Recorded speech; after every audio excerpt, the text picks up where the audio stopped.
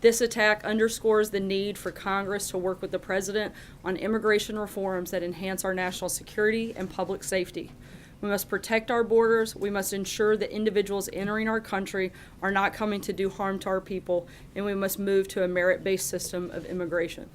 Additionally, this attack comes as our coalition continues to make great gains against ISIS. Still, there is more work to be done on the ground in the shrinking ISIS-controlled areas, and the President's plan to annihilate ISIS is moving forward. But we must also destroy the evil ideology that is behind ISIS and attacks like today's. This ideology has no borders, but it must be eradicated. I commend them for their bravery. This attack underscores the need for Congress to work with the President. Look, the President has addressed these accusations directly and denied all of these allegations, and this took place long before he was elected to be president, and the people of this country had a decisive election, supported President Trump, and we feel like these allegations have been answered through that process. ISIS-controlled areas and the President's plan to annihilate ISIS. Specifically referring to the accusers of the President, does the President agree with her? Look, that's the President said himself. He thinks it's a good thing that women are coming forward, but he also feels strongly that a mere allegation shouldn't determine the course. And in this case, the President has denied any of these allegations, as have eyewitnesses, and several reports have shown those eyewitnesses also back up the President's claim in this process. And again, the American people knew this and voted for the President, and we feel like we're ready to move forward in that process. Does he recognize the difference between these two?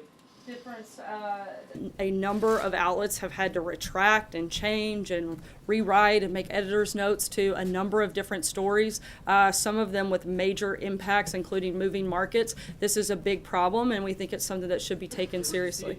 Jim? Reporters' mistakes and disinformation campaign by a foreign government. Does he see a distinction there? I haven't spoken with him about that, but certainly we would take any misinformation like that very seriously, but it's not something we're comparing the two on. And I would just say, Sarah, that journalists make honest mistakes, and that doesn't make them fake news. But the question that But when journalists make honest mistakes, they should own up to them. Sometimes, and a lot of times you don't. But there's a difference. There's a very big... I'm sorry, I'm not finished. There's a very big difference between making honest mistakes and purposefully misleading the American people, something that happens regularly. You can't say, I'm not done. You cannot say, that it's an honest mistake when you're purposely putting out information that you know to be false, or when you're taking information that hasn't been validated, that hasn't been offered any credibility, and that has been continually denied by a number of people, including people with direct knowledge of an instance. This is something that... I'm speaking about the number of reports that have taken place over the last couple of weeks. I'm simply stating that there should be a certain level of responsibility in that process. This was not, Brian, I called on Jim. This is not the line of questioning that I was going down, but can you cite a specific story that you say is intentionally false, that was intentionally put out there to mislead the American people? Sure. The ABC report by Brian Ross, I think that was pretty misleading to the American people, and I think that it's very telling that that individual had to be suspended because of that reporting. I think that shows that the network took it seriously and recognized that it was a problem. Sarah, Jim? if I may, though, I was going to ask a question about something Well, else. you used it on something else. Sarah, Jim? if I may...